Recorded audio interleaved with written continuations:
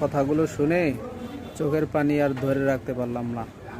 আমার যেদিন ফ্লাইট হয় সেদিন আমি বাড়ির থেকে বের হলাম, আমার 2 বছরের বাচ্চা বলতেছে, আব্বু তুমি কোথায় যাচ্ছ?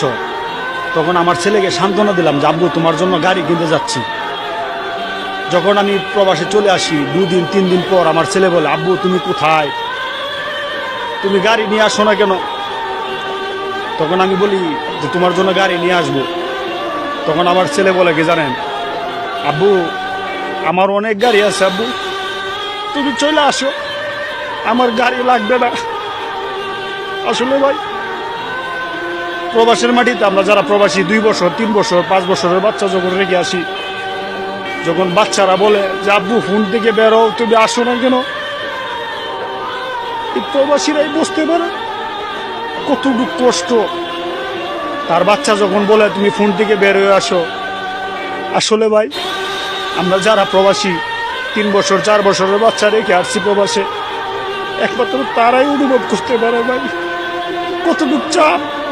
আমার ছেলে যখন বলে আব্বু আমার গাড়ি লাগবে না, আব্বু তুমি চলে আসো, তখন আমি বাবা হয়ে ভাই নিজেকে ঠিক রাখতে পারি না ভাই। বিশ্বের সকল প্রবাসী ভাই বোনদের জন্য দোয়া ও ভালোবাসা রইল।